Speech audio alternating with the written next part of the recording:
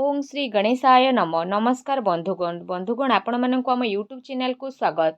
आज ए भिडियो रे आमे आपण मानक कहिबा पई जाउछु विशेष रूप रे आपणक पई ए दुई दिनर स्थिति विषय रे विशेष रूप रे जदि कहिबु ए दुई दिन रे आपणक पई कोन रहिबो विशेष भाव रे स्थिति केउ सबु जिनिस रे आपणक फायदा हेबो केउ सबु जिनिस रे आपणक सावधानता अवलंबन करबाकू पड़िबो आपणकर लव लाइफ किपरि रहिबो क्यारियर किपरि रहिबो बिजनेस आउ व्यापार किपरि रहिबो एवं स्वास्थ्यर किछि महत्वपूर्ण इनफॉरमेशन मध्ये आमे आपणक देबु आउ वीडियो शेष रे आमे आपण मानक किछि उपाय विषय रे मध्ये कहिबु जहाद्वारा आपण ए दिन को आहुरी अधिक शुभ और मंगलदायक सब्यस्त करें। आग को वीडियो आरंभ करने पूर्व आमर आपण को रिक्वेस्ट कि जदि आपण आमर ए चैनल नुआ आछंती चैनल को सब्सक्राइब करंतु सांगरे नोटिफिकेशन बेल को मध्य ऑन करंतु जहाद्वारा समय समय सह नुआ नुआ वीडियो नोटिफिकेशन आपण को मिलिबो। तो आसंतु जानिबा किपरि रहिबो आपणक पई विशेष रूप रे ए दुई दिनर स्थिति।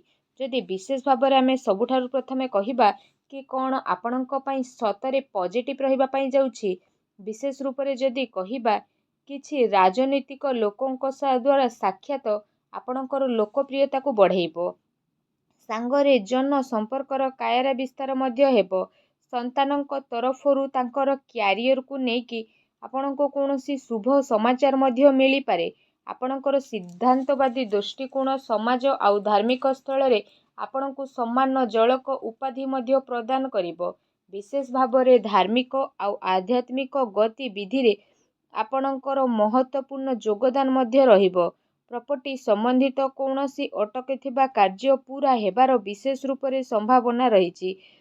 ता सहित जदि आमे कहिबा आपणको भल खराब चिंता मध्य आसीबो एहा सहित भाग्य संतान संबंधित कार्य रे मध्य सुविधा प्रदान मध्य करिबो आपणकर विवेक एवं आदर्शवादी स्वभाव विशेष रूप रे आपणक पई महत्वपूर्ण उपलब्धि मध्य प्रदान करिबो ग्रहंकर स्थिति आपणक पई किछि संतोषजनक मध्य रहिबो जहा आपणक खिलाफ रे रहिथिला एबे से सब मध्य आपणक सपक्ष रे आसीबो आउ संबंध रे मध्य काफी सुधार आसीबो सबु कार्य आपणकर शांतिपूर्ण रूप रे संपन्न हेबार नजर मध्य आसीबे ता सहित भावुकता कारणरू व्यवहारिक दृष्टिकोण आपणक कार्य रे मध्य देखा देबो आपणकर सकारात्मक आउ संतुलित भावना आपणको आग को बढ़िबा और निजर कार्य को सुचारू रूप रे संपन्न करिबारे मध्य सहायता प्रदान करिबो घरे कौनसी धार्मिक उत्सवर आयोजनर योजना मध्य बढ़िबो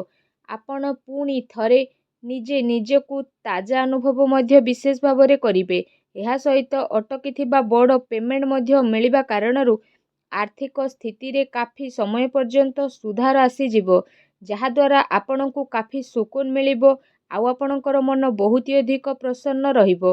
आसंतु जानिबा आपणक पई कोन नेगेटिव रहिछि कौनसी प्रकार उधार ठारू आपण दूरी के रुहंतु धन लेन देन संबंधित कार्य करिबा ठारू छलना बा धोकार शिकार मध्य आपण होई पारंती कौनसी भी कार्य करिबारे अधिक भाबी चिंती रे काम करंतु नाही एहा द्वारा समय आपणक हातरू मध्य जाई पारे सामाजिक वस्तु को मधुर बनै रखिबार आवश्यकता रहिछि केबे केबे किछि नकारात्मक पुरुणा कथा पुणी थरे उठी मध्य पारे जो कारण पाई आपण आपणकर मनोबल रे काफी टाइम पर्यंत कमी अनुभव मध्य करिवे निजर स्वभाव को पॉजिटिव बनै कि रखंतु ता सहित ए कथारे मध्य ध्यान देबार आवश्यकता रहिछि कि आपणकर सरल स्वभावर किछि लोक माने नाजायज फायदा मध्य विशेष रूप रे उठाई पारंती जहाद्वारा आपणक मनर स्थिति किछि विचलित मध्य होई पारे अन्यर फैसला सुझेबारे आपणकर केते कार्य मध्य अटके पारे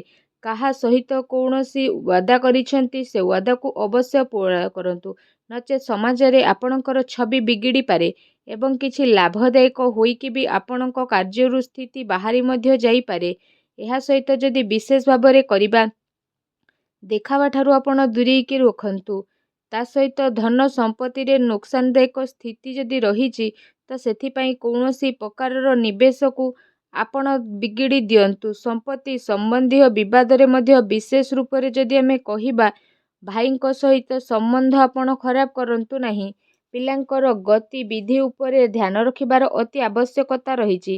ତାଙ୍କର କିଛି ଭୁଲ ଆଦତ ବା ସଙ୍ଗତି ଆପଣଙ୍କୁ ପରିଶାନୀରେ ପକାଇପାରେ ଏବଂ ତାଙ୍କୁ ସକାରାତ୍ମକ କାର୍ଯ୍ୟରେ ବ୍ୟସ୍ତ କରିବାର ଅତି ଆବଶ୍ୟକତା ରହିଛି, ଯାହା ତାଙ୍କର ଭବିଷ୍ୟତ ପାଇଁ କାଫି ଲାଭଦାୟକ ସିଦ୍ଧ ହେବ।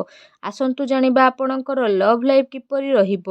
ଘରର ମାହୋଲ ଅନୁଶାସିତ ଏବଂ ଖୁସିଭରା ମଧ୍ୟ ରହିବ। ପ୍ରେମ ସମ୍ବନ୍ଧରେ ମର୍ଯ୍ୟାଦା ବନେଇ ରଖିବାର ଅତି ଆବଶ୍ୟକତା ରହିଛି। ଆପଣଙ୍କର ସମସ୍ୟାକୁ ସୁଲଝେଇବାରେ ଆପଣଙ୍କର ଜୀବନସାଥୀ ଆଉ ପିଲାଙ୍କର ପୂରା ସହଯୋଗ ରହିବ, ଯାହାଦ୍ୱାରା ଆପଣଙ୍କର ଆତ୍ମବିଶ୍ୱାସ କାଫି ବନିକି ମଧ୍ୟ ରହିବ। ଅତି ସମ୍ପର୍କୀୟଙ୍କ ସହିତ ମେଳ ମେଳାପ ଏବଂ ବୁଲାବୁଲିର ପ୍ରୋଗ୍ରାମ ମଧ୍ୟ ଆପଣଙ୍କର ବନିପାରେ, ଯାହାଦ୍ୱାରା ଘର ପରିବାରର ବାତାବରଣ ଖୁସିଭରା ଏବଂ ସୁଖଦପୂର୍ଣ୍ଣ ମଧ୍ୟ ରହିବ। ଆସନ୍ତୁ ଜାଣିବା ଆପଣଙ୍କର ବ୍ୟବସାୟିକ କ୍ୟାରିୟର କିପରି ରହିବ। କାର୍ଯ୍ୟସ୍ଥଳରେ ନିଆଯାଇଥିବା ଠୋସ୍ ନିର୍ଣ୍ଣୟ ବହୁତ ଭଲ ଆପଣଙ୍କ ପାଇଁ ସାବ୍ୟସ୍ତ ହେବ ଏବଂ ସଫଳତା ମଧ୍ୟ ଆପଣଙ୍କୁ ଅବଶ୍ୟ ପ୍ରାପ୍ତ ହେବ। ମାର୍କେଟିଂ ତଥା ପେମେଣ୍ଟ କଲେକ୍ଟ କରିବା ଭଳି କାର୍ଯ୍ୟରେ ସମୟ ଅଧିକ ବ୍ୟତୀତ କରନ୍ତୁ। ସେୟାର ରିସ୍କ ପ୍ରଭୃତି କାର୍ଯ୍ୟଠାରୁ ବିଶେଷ ରୂପରେ ଆପଣ ଦୂରେଇକି ରୁହନ୍ତୁ। ଆପଣଙ୍କ ସହ ଛଳନା ବା ଧୋକାଧଡ଼ି ମଧ୍ୟ ହୋଇପାରେ। ଚାକିରିରେ ଯଦି କହିବା, ବିଶେଷ ରୂପରେ ପ୍ରତିଟି ସ୍ଥିତିରେ ପରିବର୍ତ୍ତନ ମଧ୍ୟ ଆପଣଙ୍କୁ ଦେଖିବାକୁ ମିଳିବ। ଏହା ସହିତ ଯାହା ଚାହିଁବେ ସେସବୁ ମଧ୍ୟ ଆପଣ ଏ ସମୟ ପିରିୟଡ଼ରେ ପ୍ରାପ୍ତ କରିପାରିବେ। ପ୍ରତିଟି ସ୍ଥିତି ଆପଣଙ୍କ ପାଇଁ ଶୁଭ ହେବ। ଚାକିରିରେ କୌଣସି ପ୍ରକାରର ସ୍ଥାନ ପରିବର୍ତ୍ତନ ର ସ୍ଥିତି ମଧ୍ୟ ଆପଣଙ୍କ ପାଇଁ ବନୁଅଛି। କାର୍ଯ୍ୟସ୍ଥଳରେ କୌଣସି ପଡ଼ୋଶୀଙ୍କ ଦ୍ୱାରା ଲଢ଼େଇ ଝଗଡ଼ା ଯେପରି ସ୍ଥିତି ମଧ୍ୟ ବନିଯିବ।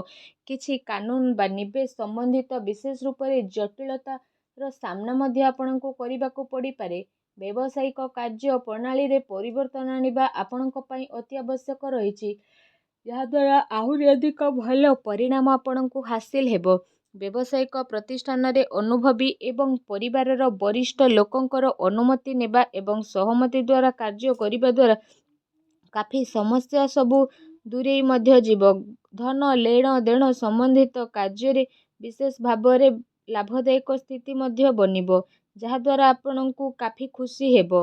ତା ସହିତ କାର୍ଯ୍ୟ କ୍ଷେତ୍ରରେ ଆପଣ ପରିବର୍ତ୍ତନ ସମ୍ବନ୍ଧିତ ଯୋଜନା ବନଉଛନ୍ତି ତ ସେସବୁ ଉପରେ ଅମଲ କରିବାର ଉଚିତ ସମୟ ରହୁନାହିଁ। ଏ ସମୟରେ ଅଧିକତମ ଊର୍ଜା ଆଉ ନିବେଶ ସମ୍ବନ୍ଧିତ କାର୍ଯ୍ୟରେ ଲଗାନ୍ତୁ। ବର୍ତ୍ତମାନର ଗତିବିଧିରେ ନିଜର ଧ୍ୟାନ କେନ୍ଦ୍ରିତ କରନ୍ତୁ, ଏହା ଆପଣଙ୍କ ପାଇଁ ଶୁଭ ରହିବ। ଆସନ୍ତୁ ଜାଣିବା ଆପଣଙ୍କର ସ୍ୱାସ୍ଥ୍ୟ କିପରି ରହିବ। ବିଶେଷ ରୂପରେ ଯଦି କହିବା, ଆପଣଙ୍କର ସ୍ୱାସ୍ଥ୍ୟ ବହୁତ ଭଲ ରହିବ। ତା ସହିତ ଦିନଚର୍ଯ୍ୟାକୁ ବ୍ୟବସ୍ଥିତ ବନେଇକି ରଖିବା ଆପଣଙ୍କ ପାଇଁ ଅତି ଆବଶ୍ୟକତା ରହିଛି। ସେଥିପାଇଁ ନିଜର ଖାଦ୍ୟପେୟରେ ଧ୍ୟାନ ଦିଅନ୍ତୁ ଏବଂ ନିଜର ସ୍ୱାସ୍ଥ୍ୟକୁ ଆହୁରି ଅଧିକ ଭଲ ରଖିବା ପାଇଁ ପ୍ରତ୍ୟେକ ଦିନ ଯୋଗ କରନ୍ତୁ, ବ୍ୟାୟାମ କରନ୍ତୁ ଏବଂ ସୁସ୍ଥ ରୁହନ୍ତୁ। ଆସନ୍ତୁ ଜାଣିବା ଆପଣଙ୍କ ପାଇଁ କ'ଣ ବିଶେଷ ଉପାୟ ରହିଛି। ଆପଣ ସ୍ନାନ ଆଦି ବିଶେଷ ଭାବରେ କରିସାରିବା ପରେ ମନ୍ଦିର ଯାଆନ୍ତୁ ଆଉ ଭଗବାନ ଶିବଙ୍କୁ ବିଶେଷ ରୂପରେ ଦୁଗ୍ଧ ମିଶ୍ରି ଅବଶ୍ୟ ପ୍ରଦାନ କରନ୍ତୁ। ଏହା ସହିତ ଭଗବାନ ଶିବଙ୍କର ମନ୍ତ୍ର ଓଁ ନମଃ ଶିବାୟ, ଏ ମନ୍ତ୍ରର ମଧ୍ୟ ବିଶେଷ ଭାବରେ ମନକୁ ମନ 108 ଥର ଜପ କରନ୍ତୁ ଆଉ ନିଜର ମନୋକାମନାକୁ ମାଗନ୍ତୁ। ଏପରି କରିବା ମାତ୍ରେ ହିଁ ଭଗବାନ ଶିବ ବହୁତ ଶୀଘ୍ର ପ୍ରସନ୍ନ ହେବେ ଆଉ ଆପଣଙ୍କର ସମସ୍ତ କଷ୍ଟକୁ ମଧ୍ୟ ଦୂର କରିବେ। ଯାହା ବି ଆପଣଙ୍କ ଜୀବନରେ ପ୍ରୋବ୍ଲେମ୍ ଚାଲୁଛି, ସବୁ ପ୍ରୋବ୍ଲେମର ଅନ୍ତ ହେବ ଏବଂ ଆପଣଙ୍କର ସମସ୍ତ ମନୋକାମନା ଭଗବାନ ଶିବଙ୍କ ଆଶୀର୍ବାଦରୁ ଅବଶ୍ୟ ପ୍ରାପ୍ତି ହେବ ଆଉ ସବୁ କାର୍ଯ୍ୟ ଆପଣଙ୍କର ବହୁତ ଆସାନୀରେ ମଧ୍ୟ ବନିଯିବେ। ଭଗବାନ ଭୋଳାନାଥଙ୍କର ଆଶୀର୍ବାଦ ଆପଣଙ୍କୁ ପ୍ରାପ୍ତ ହେଉ। ସଚ୍ଚା ଦିଲରେ କମେଣ୍ଟ ବକ୍ସରେ ଜୟ ଭୋଲେନାଥ ବୋଲି ଅବଶ୍ୟ ଲେଖନ୍ତୁ। ତା ସହିତ ଭିଡ଼ିଓକୁ ଲାଇକ୍ କରିବା ପାଇଁ ଭୁଲନ୍ତୁ ନାହିଁ। ଧନ୍ୟବାଦ।